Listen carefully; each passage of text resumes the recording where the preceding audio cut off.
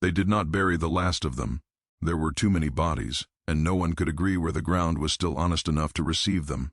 By the time the killing finally stopped, if it ever truly stopped, the small river town of Harlan's Ford had become a place that people spoke about in lowered voices, a place whose name did not appear in newspapers anymore except as a rumor or a warning. 250 white men. That was the number the state wrote down because the state needed numbers.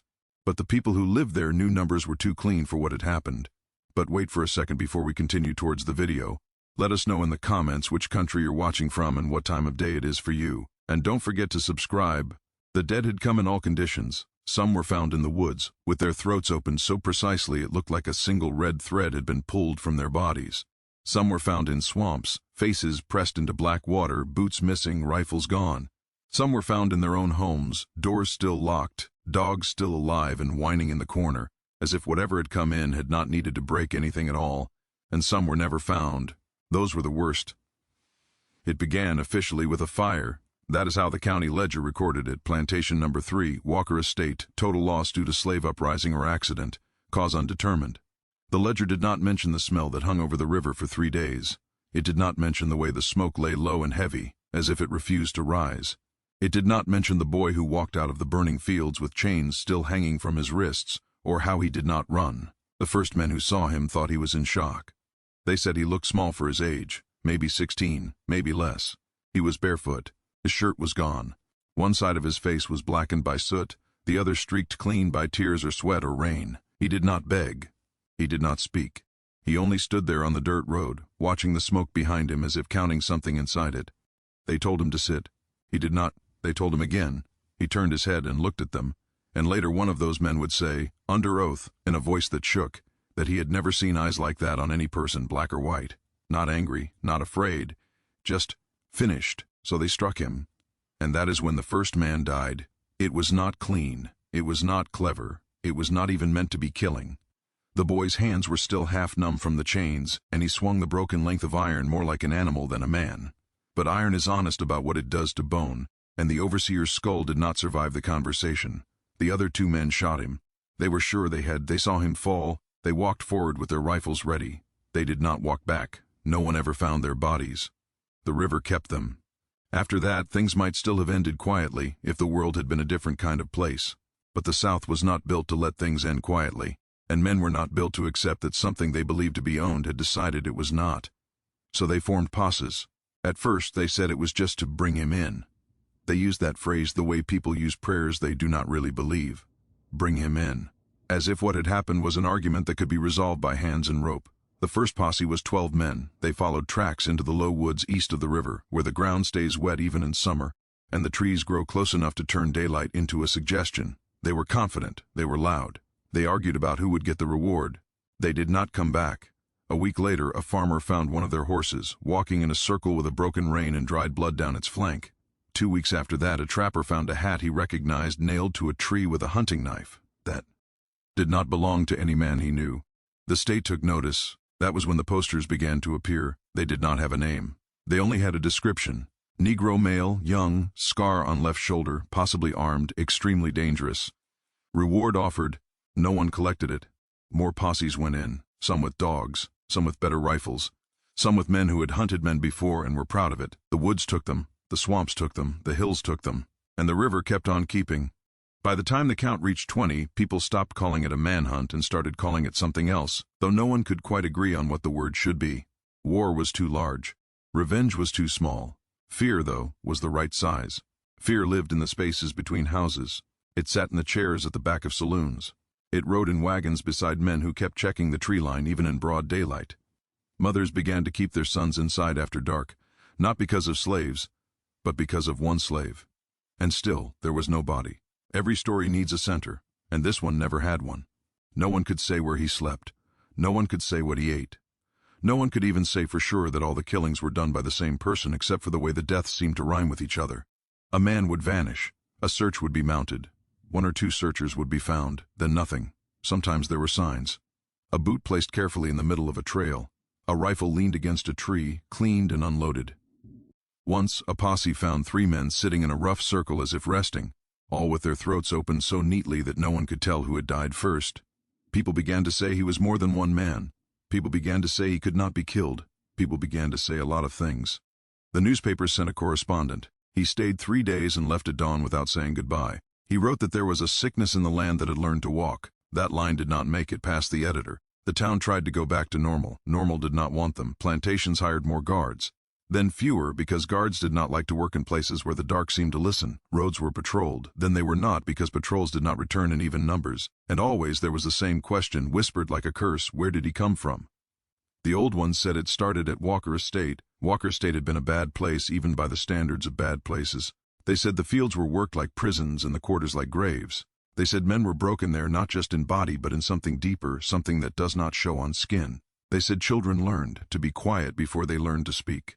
And then one night, the main house burned. The fire was seen from 3 miles away. By the time anyone reached it, the house was gone, the barns were gone, and the fields were burning in long crawling lines. As if someone had taught the fire where to go. They found bodies. Not all of them were black. They never found the boy. The people who had been owned there scattered like birds. Some were caught, some were killed, some were never seen again. And one of them, apparently, decided that the world would not continue in the shape it had been. The killings did not happen fast. That was the part no one liked to admit. If he had wanted, he could have burned towns. He could have poisoned wells. He could have done things that would have made him a story told to scare children for 100 years. Instead, he chose men, specific men. Men who hunted, men who owned, men who were certain of their place in the world. He took them one by one, and sometimes 2 or 3, and once, impossibly, he took 7 from a group of 15 without anyone ever being able to explain how. A preacher in Harlan's Ford said it was the hand of God. Another said it was the hand of devil. Most people just said it was the hand of something that had finally learned how to close. The state sent soldiers. That is when things stopped being a local problem. The first detachment marched in with drums and flags, and the confidence of men who had never lost to anyone who did not wear a uniform. They set up camp near the river. They sent scouts. The scouts did not come back. They sent more. They came back with fewer men than they left with, and the ones who did come back would not talk about what they had seen. They only said the woods were wrong. The officer in charge wrote to his superiors that he believed he was facing an organized group of insurgents. He was replaced. The next officer wrote that he believed he was facing a single highly capable individual. He was not replaced, but he did not sleep much after that. The number kept climbing, 50, 70, 100. The reward posters changed. Then they stopped putting up posters at all. People began to avoid the river roads. They began to avoid the woods. They began to avoid each other because no one knew who might decide to join a posse and never come back. And still no one could answer the simplest question. Who was he? There was no name, no photograph, no body, only a trail that refused to behave like a trail. It was as if he did not move through the land so much as appear where he was needed and vanish where he was not. One evening, in a saloon that had begun to close before sunset, an old man who had once been a slave himself said very quietly that some people are made in places like Walker Estate, and some of them do not come out shaped like people. No one argued with him. The killings reached a point where they stopped being counted in the papers and started being counted in ledgers meant for crop losses and storms. 200, and then more. The last official posse was assembled in late autumn, when the trees had begun to thin and the ground to harden. It had over 100 men in it. They went in with wagons, supplies, maps, and the confidence of men who believe that enough bodies moving in one direction must eventually find what they are looking for. Less than half of them came back, and the ones who did come back said something that no one wanted to hear. They said there was no chase. They said there was no pursuit. They said it felt like walking into a house where someone had already decided which rooms you would die in. After that, the state stopped sending men. Not because the problem was solved, but because the problem had taught them that numbers were not the answer. Years passed. The woods grew. The river kept on keeping. Every now and then, someone would vanish near the old roots. Every now and then, a body would be found in a way that did not make sense. But the great wave of killing never returned, and still no one ever found him. No grave, no bones, no proof that he had died. Only a story that refused to close its mouth. And in Harlan's Ford there is an old man who claims he was the last person to see him and live. He does not talk to newspapers. He does not talk to preachers. He only talks when the room is quiet and the night is heavy. And when he does, he always begins the same way. He says, "You think he was running?" Then he shakes his head, and he says, "He wasn't running." He takes a long breath, and then he says, "He was hunting." No one knew his name, not anymore. If he had ever been given one that belonged only to him, it had been taken long before Walker Estate burned. Names there were things that could be changed, traded, shortened, or replaced by numbers depending on who was speaking and how angry they were. What remained to him was not a name but a memory of sound. Something his mother had once whispered into his hair when he was small and the night was still kind enough to listen.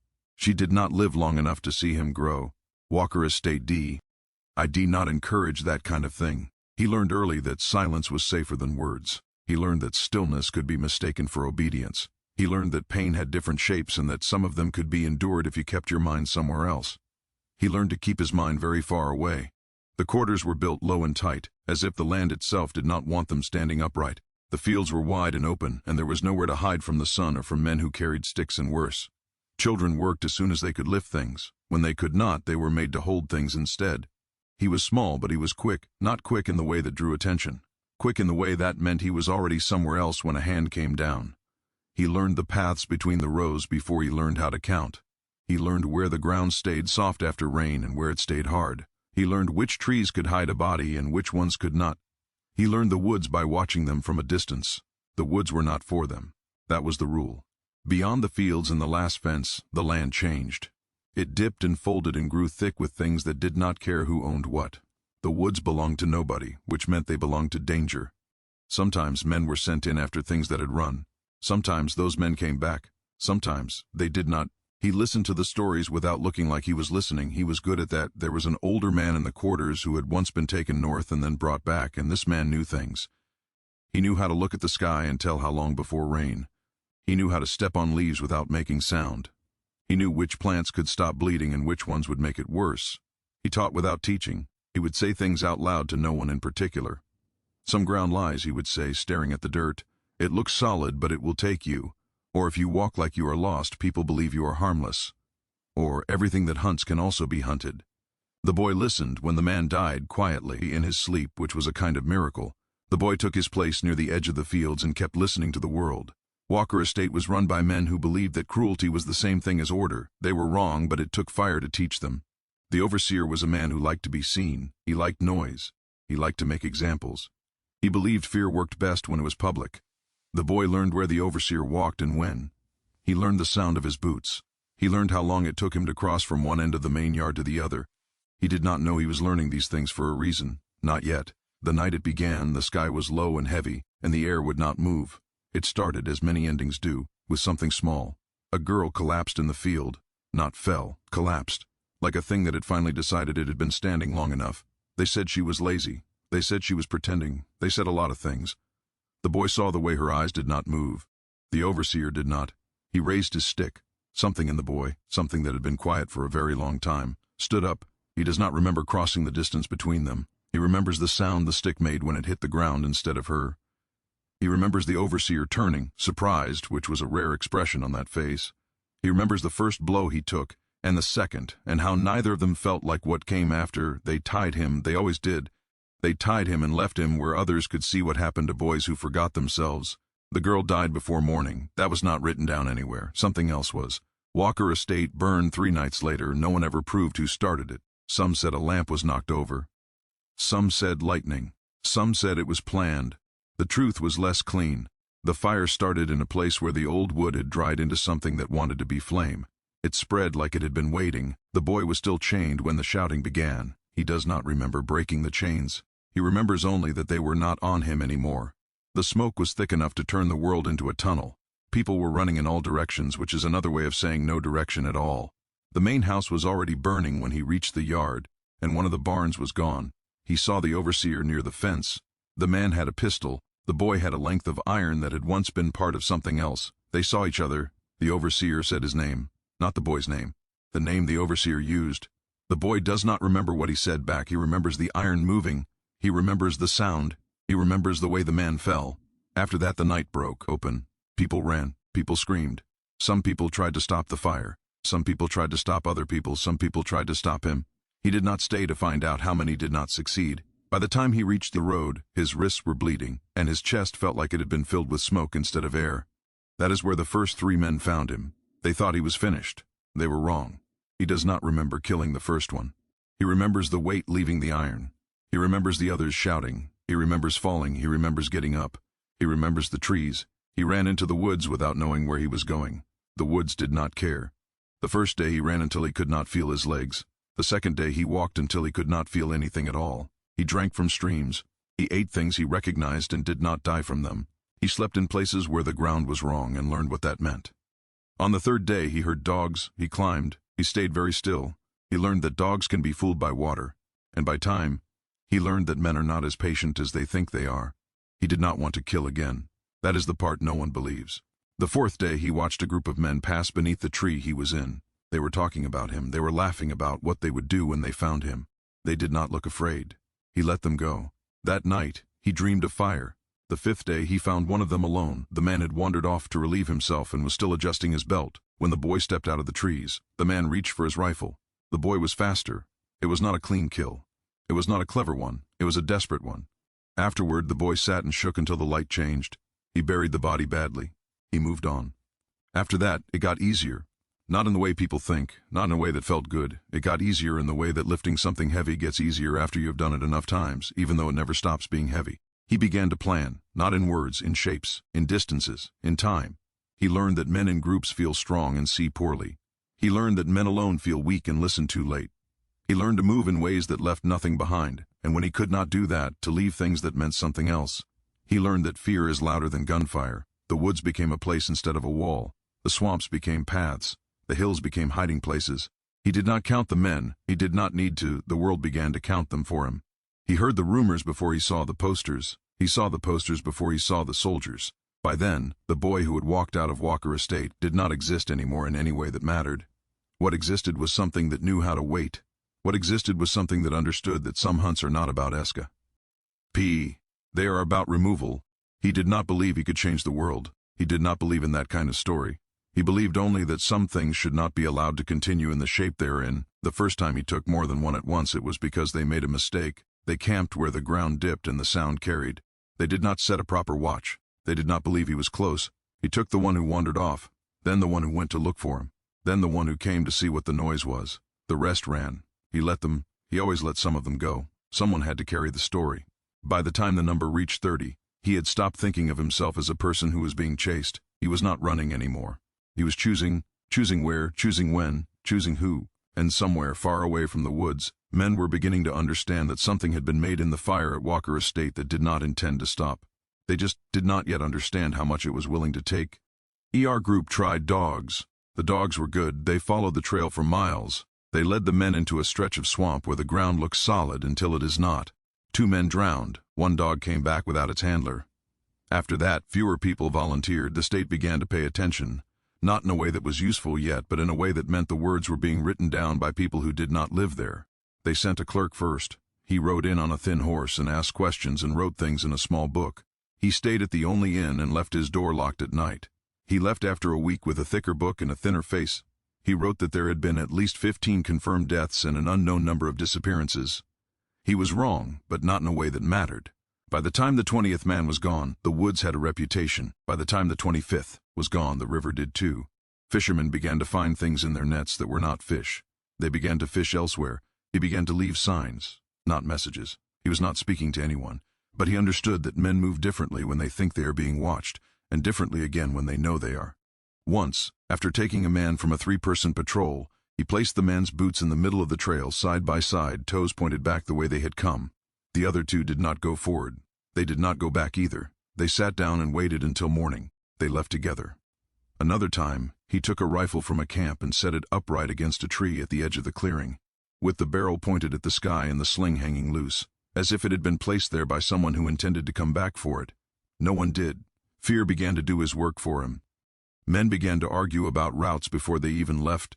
They began to flinch at sounds that had always been there. They began to see movement where there was only shadow. He did not enjoy this. That is another part no one believes.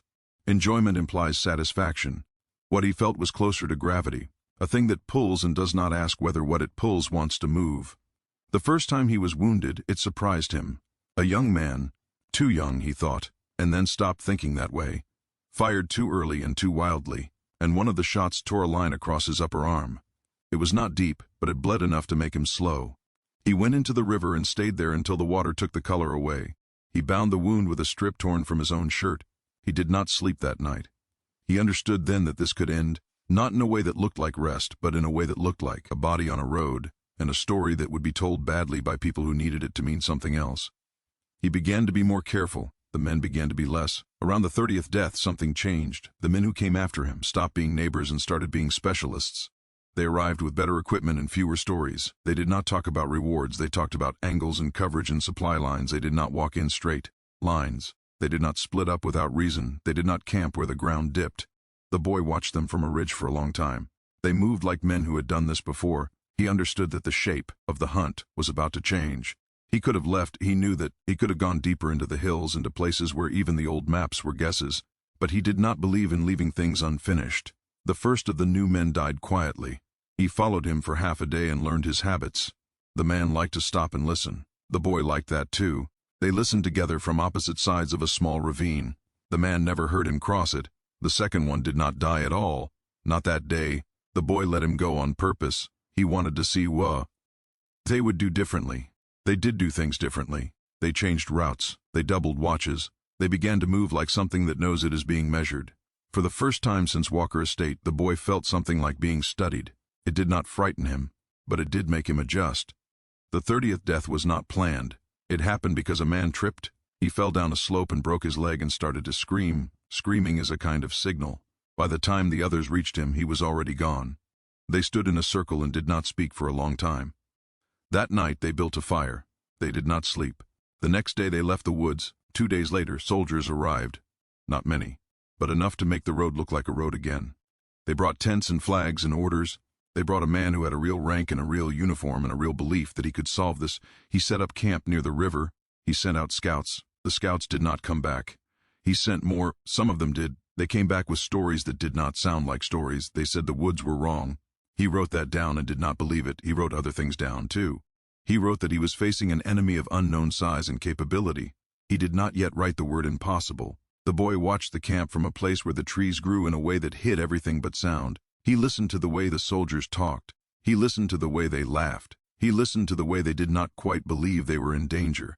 He understood that the hunt had become something else. It was no longer about men who thought they were fixing a problem. It was about a system that had decided to apply itself.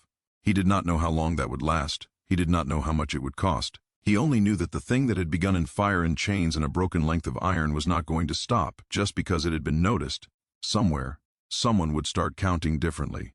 And when they did, the number would not be 30 anymore.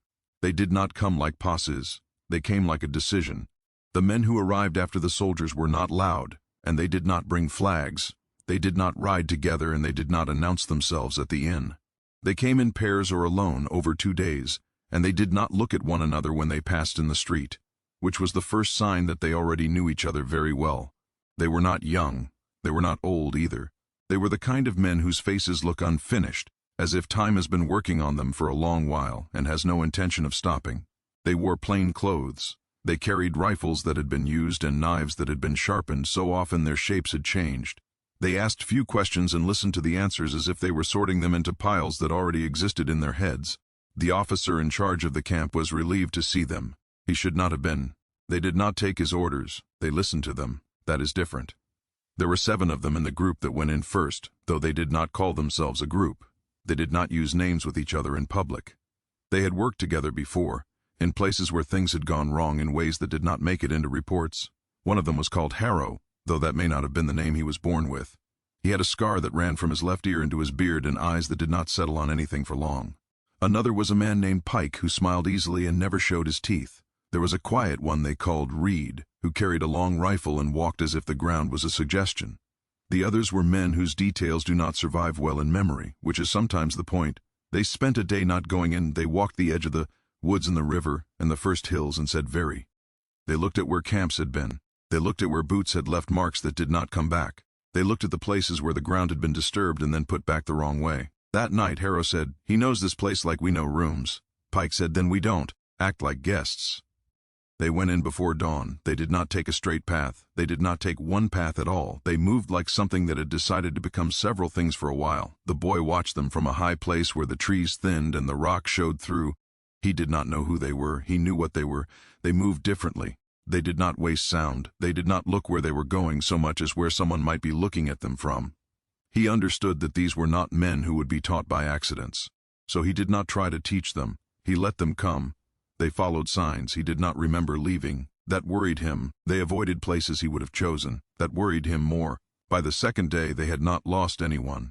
By the third, they had not even slowed. They found one of his old resting places, a shallow space under a fallen tree where the ground stayed dry, and Harrow stood there for a long time, looking at the way the leaves had been put back. "He doesn't sleep much," Harrow said. "No," Reed said. "He waits." They began to set their own shapes into the woods. They moved in a pattern that did not repeat. They watched each other's backs without looking like they were doing it. They did not build fires. They did not speak above a murmur. The boy felt for the first time since Walker Estate something like being crowded, not in space, in possibility. He took a risk on the fourth day. He followed Pike, not closely, not in a way that could be called following. He wanted to see how one of them behaved when he thought he was alone. Pike behaved the same way. That was the problem. The boy tried to set a small sign, a broken branch placed where it did not belong. Pike did not look at it. Pike looked at where it might have been broken from.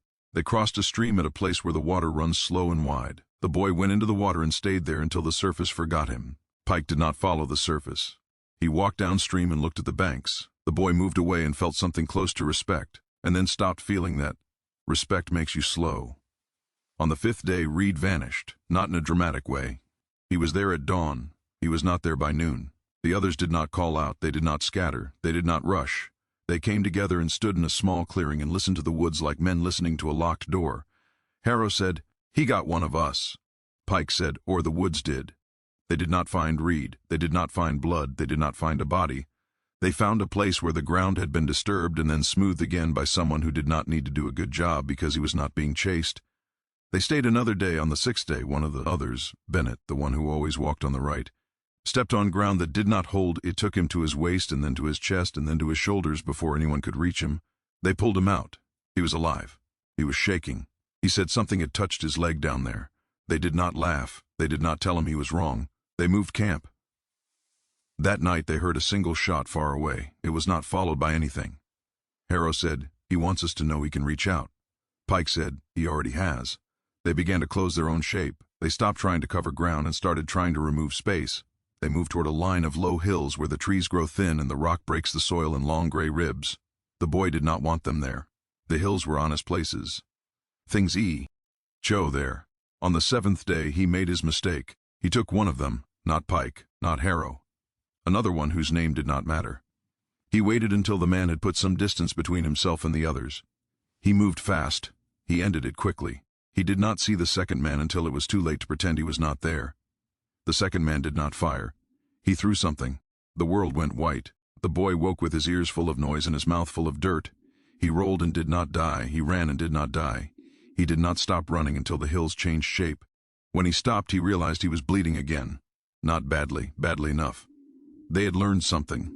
He had too. They were not here to be afraid. They were here to finish things. On the eighth day, Pike set a trap that did not look like a trap. It looked like a mistake, a dropped pack, a trail that went the wrong way. The boy did not follow it. He went around it. He almost did not see Harrow. Almost is not enough. The shot took bark off the tree by his head and told him where the man was without telling him where the other men were. He went low. He moved. He did not find a way through. They had made a shape. He was inside it. For the first time he thought about not getting out. That is not the same as being afraid. It is closer to being honest. They did not rush him. They did not shout. They did not try to close the distance all at once. They waited. They let the day change. They let him get thirsty. They let him get tired. He moved at night. So did they. On the ninth day, Harrow spoke, not loud, not to be heard, just enough.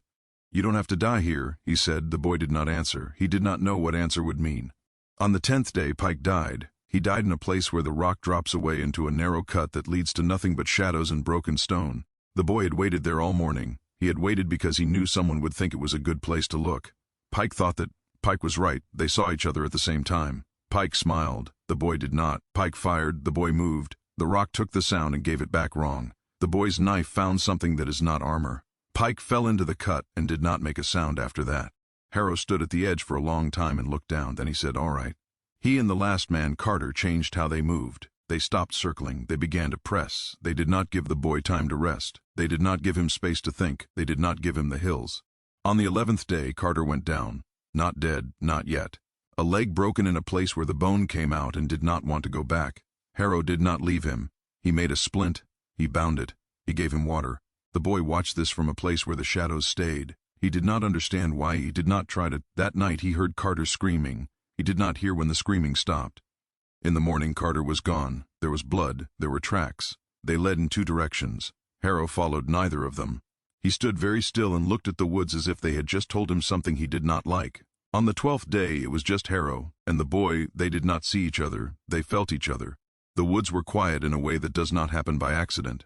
Harrow sat with his back against a tree and waited. The boy did not approach. They stayed like that until the light began to fail. Then Harrow said, "You're not what they say."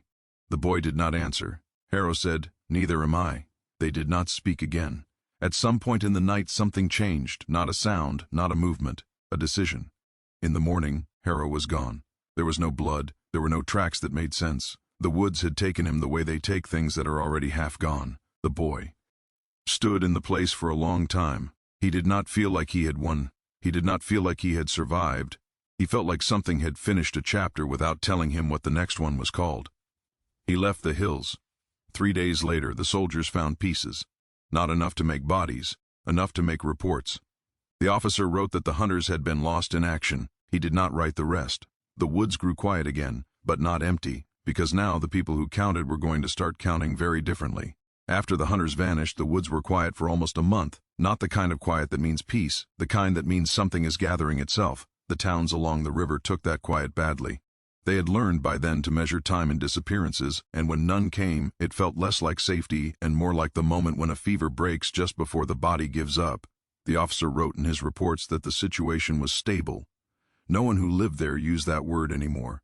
They used words like waiting and holding and counting, because counting had changed. Before, men were counted as individuals, a hunter, a farmer, a volunteer, a name written once in a ledger and then crossed out. Now men were counted in groups, a patrol of 6 that did not return, a wagon with 4 that reached the road without the driver, a camp of 12 that answered roll call with 7 voices. The boy did not think in these numbers, but he heard them. He heard them in the way the woods began to fill again with men who were not there to look brave. They were there because they had been told to come, and because the thing that had started at Walker Estate had begun to feel less like a story and more like a contagion. The state sent more soldiers, then it sent militia, then it sent men whose job descriptions did not exist on paper. They brought supply wagons, and signal flags, and tents that could be taken down and put up again in an hour. They brought maps that tried very hard to pretend the land was simpler than it was. They began to divide the woods into sections. They began to sweep. The boy watched the first sweep from a ridge and understood that he was no longer dealing with hunts. He was dealing with pressure. They moved like a wall that had learned to walk. They did not chase him. They displaced him. They made places uninhabitable. They made waiting difficult. He adapted. He always had. He stopped thinking in terms of days and started thinking in terms of flows. Where the men were thickest, where they were thinnest, where they believed the land was empty and therefore did not look closely. He began to use their own movement against them. Once he watched a unit move through a narrow valley and waited until they were halfway in before he took the last man. The others heard something and turned. They did not see him. They did not see the body either, until they backed into it. They fired, they shouted, they called for support. Another unit came running. By the time they realized, they were shooting at echoes and shadows. 3 more men were gone. He did not stay. He never stayed. Another time he led a patrol into a place where the ground looks dry but is not. They lost 2 men, and most of their confidence. Word spread, not in newspapers, in glances, in how men held their rifles, in how often they checked behind themselves. The number crossed 100 without anyone marking the moment. It was noticed afterward, the way people notice that a storm has become a flood only when the water is already in the house. The officer was replaced. The next one stayed behind desks more. The next one after that did not sleep. They started building fortified camps. They started stringing wire between trees. They started setting traps that were meant for people, not animals. Some of those traps worked. The boy learned to spot them. Some of them worked too well. A militia unit found 3 of their own men in one of their own pits, and no one could explain how they had fallen in. That was the first time the word impossible appeared in a report. It was crossed out and replaced with unlikely. It should not have been. The boy was wounded again, a glancing shot that tore into his side and burned like fire for days. He hid in a place where the rock forms a shallow cave and the rain does not reach. He did not move for 2 days. He listened to men walk past him. He listened to them talk about him as if he were weather. On the 3rd night he crawled out and left them 1 fewer. He did not know if he was winning. He did not think in those terms. He only knew that the thing that had begun could not stop while it still recognized itself. The men began to burn parts of the woods, not big fires, controlled ones. They said it was to clear undergrowth. It was also to make hiding harder. It worked, and then it did not. Fire changes the land. So does someone who has lived with fire. The boy began to move through burned places where the ash kept prints better than dirt. He began to leave false trails. He began to use the smoke. The number crossed 150 in the late summer. That was when people stopped pretending this was a law problem. They started calling it something else. They did not call it a war. That would have meant admitting that the other side had a face. They called it an emergency. They called it a crisis. They called it a situation. But men began to die like soldiers. Units went in and did not come out. Units came out wrong. There was a night when a camp of 30 was hit in 3 places at once. No one could explain how. The boy did not explain. He had learned to move in ways that looked like more than one person. He had learned to let the dark do some of the work. He had learned that people believe what frightens them most. By autumn, the number was past 200. The river carried things again. The towns closed in on themselves. Trade slowed. Roads emptied. Men stopped traveling alone. Then they stopped traveling at all. The boy began to feel the weight of it. Not guilt, not pride, weight. He was tired in a way that sleep does not fix. He was thinner. He was slower. He knew it. He also knew that slowing did not mean stopping. There was a night when he was almost caught. A net of men closed around a stand of trees faster than he expected. He ran. He was shot at. He was hit. Not badly, badly enough. He threw himself into the river and let it take him. Downstream, a unit found blood and nothing else. They reported a probable kill. They were wrong. 2 weeks later, 5 men disappeared from a patrol that should not have been vulnerable. The word impossible came back. This time, no one crossed it out. By the time the count reached 210, the state stopped publishing numbers. By the time it reached 220, people started lying about how many men were going in. By the time it reached 230, the boy stopped trying to remember faces. He did not want them anymore. There was a night when he sat in a tree and watched a convoy of wagons move along a road that had been cleared twice already. He did not attack. He did not have the strength. He let them pass. That scared him more than anything else had, because it meant he was changing again. The next morning, he walked into a camp and took 3 men before anyone understood what was happening. He left a knife stuck in a map. The map was wrong. Someone finally shot him in a way that mattered. The bullet went through his shoulder and into the muscle behind it. He could still move, but not well. He disappeared into a place where the hills break into stone and the paths become guesses. Behind him, the state gathered everything it had left to gather. Men, guns, dogs, they called it. The last effort. They said that a thing like this must have an end. They were right. They were just wrong about what the end would look like. Because the count was about to surge. And when it did, it would no longer be possible to pretend this was anything but a war. They called it the final sweep. They had not put that in writing. On paper, it was a coordinated containment and elimination operation involving state troops, militia, volunteers, and special auxiliaries. On paper, it had arrows and boundaries and timetables.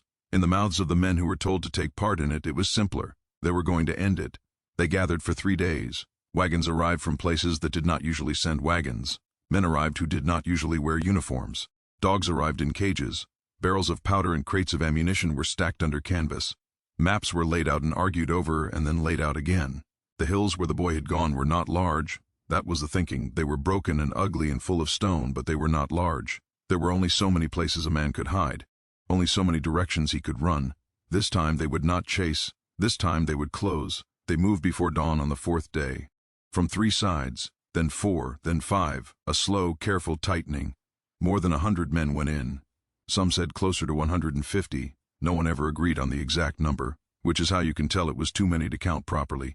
The boy felt them before he saw them. The land began to change its sound. That is something you only learn if you have lived in one place long enough and listened to it when nothing is happening. The wind does not move the same way when there are that many bodies interrupting it. Birds leave. Insects go quiet. Even the ground seems to hold itself differently. He was weak, not in the way that makes you lie down and wait to die, in the way that makes every decision cost more. His shoulder burned.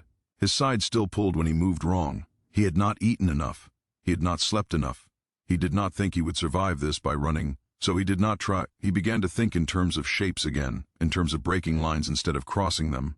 The first contact happened when a militia unit moved too fast and lost its spacing. The boy was not even sure he had meant to take them. They came over a rise in a way that put the sun behind them and their shadows ahead, and he saw the mistake before they did. He took the first one and let the others see it. They fired. They shouted. They fell back in the wrong direction. Another unit heard them and moved in. Then another. Within an hour, there were men running in 3 different directions and shooting at things that were not there. By noon, 12 were dead. By evening, more. The commanders tried to restore order. They sent runners. They blew whistles. They fired signal shots. The hills took the sound and gave it back broken. The boy moved through the spaces they created, not fast, carefully. He did not attack camps. He did not attack lines. He attacked moments. The place where two units almost met but did not. The place where a watch changed and both men thought the other one was still looking. The place where someone went to get water and did not come back. By the second day, the count was already past 20. They did not write that down. They were still telling themselves this was the beginning. On the third day, the dogs reached him. Not all at once, one pair first. He heard them long before he saw them. He went into a place where the stone breaks the ground into shelves and narrow cuts. He moved where a man can move, but a dog has to think. They lost one dog. They lost the handler, too. The others pulled back. They brought more dogs. They brought more men. They began to burn, not small, careful fires, real ones. They set whole. Slopes alight. Smoke lay in the valleys like a second ground. The boy moved through it with his face wrapped in cloth and his eyes burning and his lungs screaming. He took 3 men out of a burning stand of trees and left the rest coughing and blind. They began to say his name in camp. Not a real name. A word. A thing. They began to say he was everywhere. They began to say he could not be hit. Someone did hit him. A shot that took part of his ear and left him hearing the world wrong afterward. He did not stop. He could not afford to. On the 4th night, something broke. A militia unit mistook another militia unit for him. They fired into each other at close range. By the time someone realized what was happening, 9 men were down. The boy was not even there. The fear was. The commanders tried to pull units back. Some came, some did not. Some could not be found. The hills had become a maze made of men. On the 5th day, the rain came, not a gentle rain, a hard one. The kind that turns ash into mud and paths into lies. It washed tracks away. It filled cuts in low places. It made rifles unreliable and tempers short. The boy used it. He moved along a ridge and dropped into 3 different positions over the course of the day, taking 1 or 2 men from each and then being gone before anyone could be sure where the shots had come from. By nightfall, the count was somewhere past 50. No one would say that out loud. They said things like heavy losses. They said things like unacceptable. They said things like tomorrow was worse. On the 6th day, a full company tried to push through a narrow valley at the same time. It was the worst possible decision. The valley bent in a way that hides its center from both ends. The boy waited in that bend. He did not know how long he waited. Time was no longer something that behaved. When the men were halfway through, he took one, then another. Then he did not take anyone for a long time. He let them compress. He let them shout. He let them fire into rock and shadow. Then he took 2 more. Then he disappeared up a side cut that only someone who had fallen into it before would know about. They did not lose just the 4 men he took. They lost the shape of themselves. They came out of that valley in pieces. By the end of the day, the count was past 70. That night, there was almost a mutiny. Men refused to go back in. Some officers threatened them. Some begged. Some said nothing and packed their things. The boy listened to this from a place where the wind carried voices. He did not feel triumph. He felt something like the edge of a cliff. On the 7th day, they tried something new. They stopped pushing. They started waiting. They set up a wide ring and sat in it. They said they would starve him out. They said he could not be everywhere. They were right. But he did not need to be. That night, he moved through a place where 2 sections of the ring almost touched but did not quite. He took 1 man from one side and 1 from the other and left their bodies where they would be found in the morning. The ring loosened. Fear does that. On the 8th day, the boy could barely lift his arm. His shoulder had swollen and gone hot. He was moving on will and something harder than will. He walked into a place where the rock opened into a long, sloping corridor and sat down and thought, for the first time, about not getting up again. Then he heard voices. He stood up. He took 2 men and did not remember doing it. He walked away and did not remember how. By the 9th day, the count had passed 90. They stopped counting individuals. They started counting days. They said things like, "We lost another dozen." They said things like, "We can't hold this." The commanders met. They argued. They decided to push everything they had left into one final closing movement. The boy felt it coming. The hills felt it too. Ooh. Everything was being driven toward one place. A bowl of land where the rock walls curve inward and the ground is mostly bare. If he went there, there would be no cover. If he did not, he would be cut off. He went there. The 10th day was the worst. They came from 3 sides at once. They did not hesitate. They did not try to be careful. They fired and moved and fired again. The boy ran. He was hit, not badly, badly enough. He fell and got up and fell again and got up again. He used the rock. He used the echoes. He used the way men shoot at where they think someone is. He took 5, then 3, then 2, then he did not know. He reached the far side of the bowl and threw himself into a narrow crack that opens into a long sloping passage that only exists if you already know it does. They followed him, some of them, not all. They could not fit. They came in pieces. He took the first two in the dark. He took another at the turn. He did not take the last one. He left him screaming. When he came out the other side, the world was very quiet. The sweep did not end that day, but it broke. Men began to leave. Units began to pull back. By the time the hills were empty again, more than 100 men were not coming out. Some said 103, some said 112, some said more. No one ever agreed. The boy did not know the number. He only knew that when he reached a place where the ground finally leveled and the trees came back, he lay down and did not move for a very long time. Behind him, the greatest hunt the state had ever assembled was being called something else, a disaster, a failure, a tragedy. And the people who counted were discovering that the number they were about to write down was larger than anyone had ever believed possible. After the sweep failed, the hills were quiet in a way that felt like a lie. The men who came out did not come out together. They came in small groups, or alone, or not at all. Some walked, some were carried, some were sent down on wagons with canvas pulled over shapes that did not need to be seen to be understood.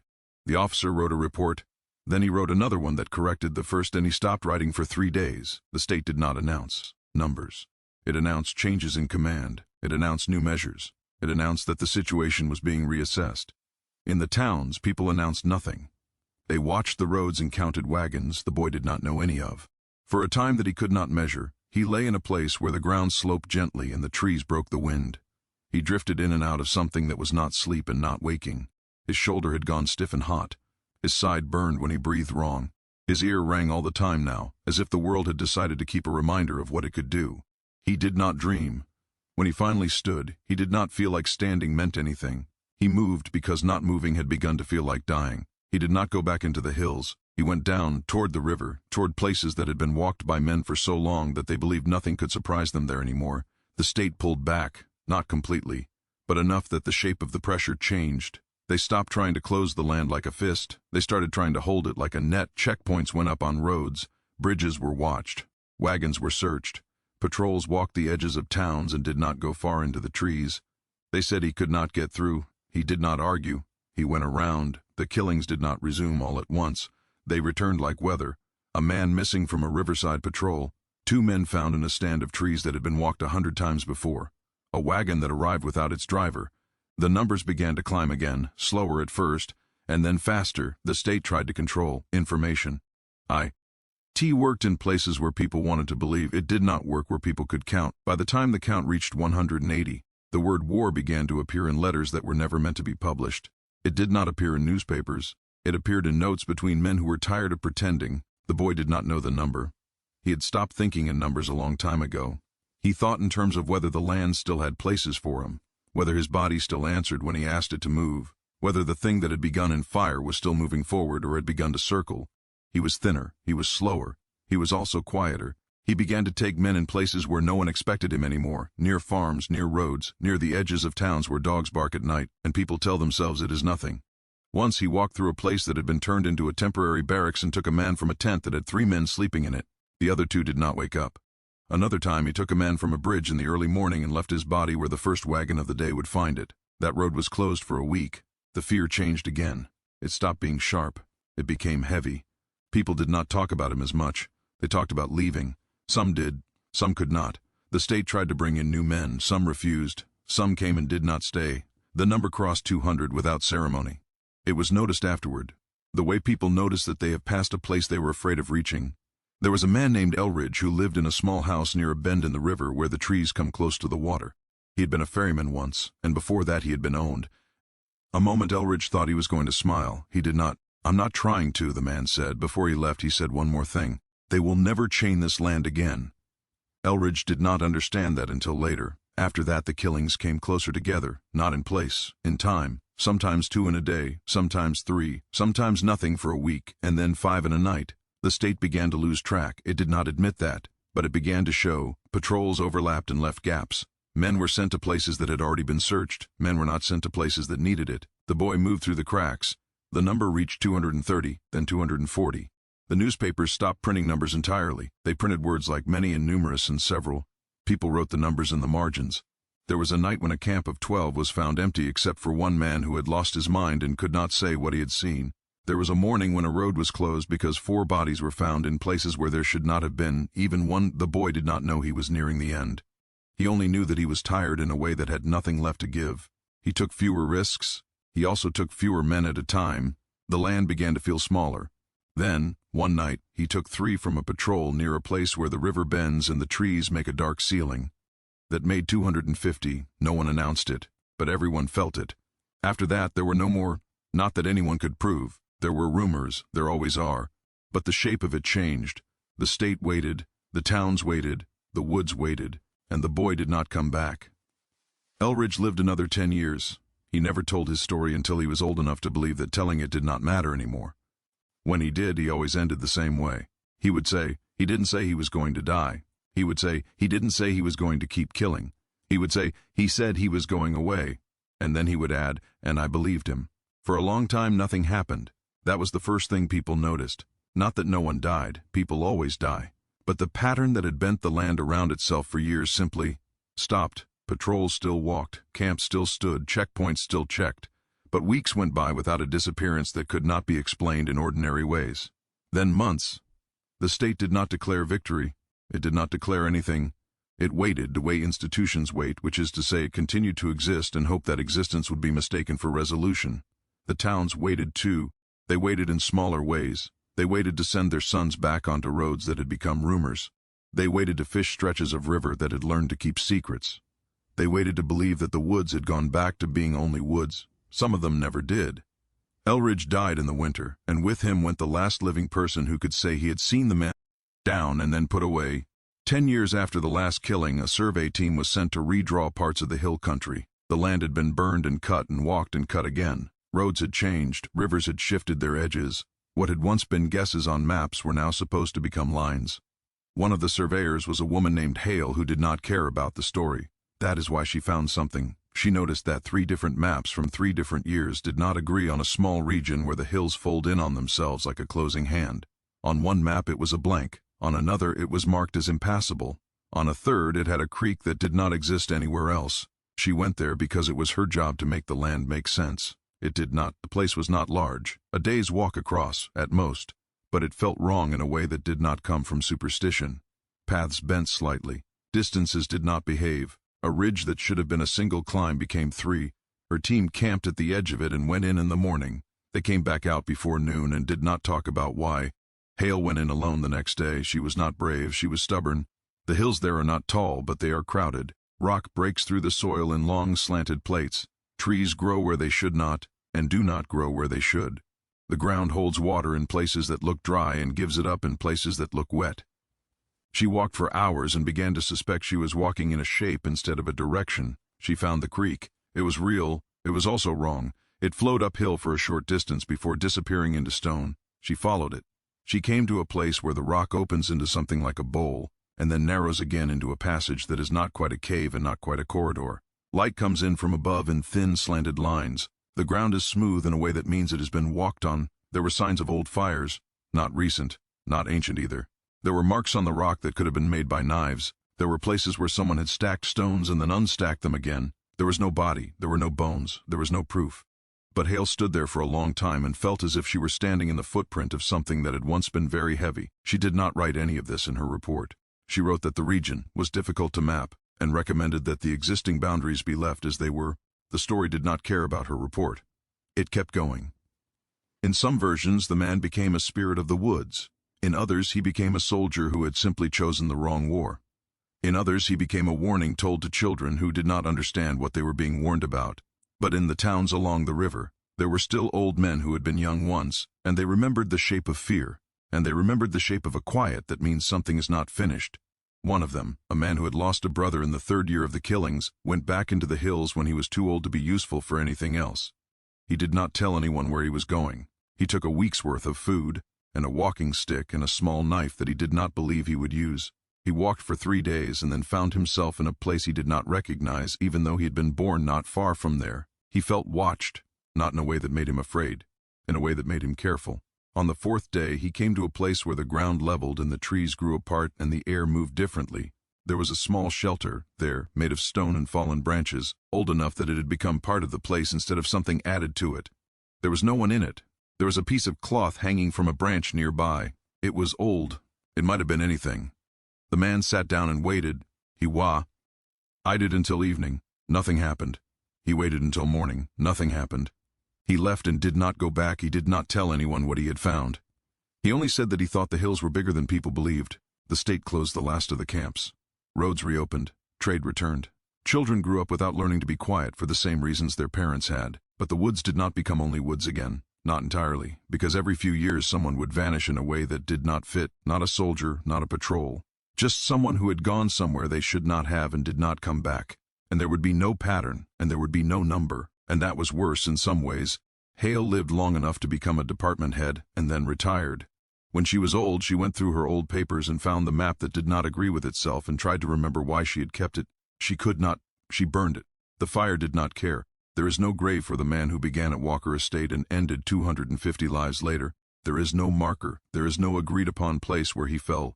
There is only a region where maps are still uncertain, and stories still do not settle. Some say he died of his wounds in a place no one has found. Some say he crossed into a part of the land that does not belong to anyone. Some say he simply became what the woods needed him to be and then stopped being visible. The truth is smaller and larger than all of these. He was a man. He was also a shape that a time and a place made, because that time and that place refused to be anything else. And when he was finished, he did not leave a body. He left a question, not did he die, but what happens to a world that teaches someone to become that? The river still runs, the hills still stand, the woods still listen, and every so often, when the light is wrong and the wind is quiet, someone will stand at the edge of those trees and feel, without knowing why, that some stories do not end, they only move.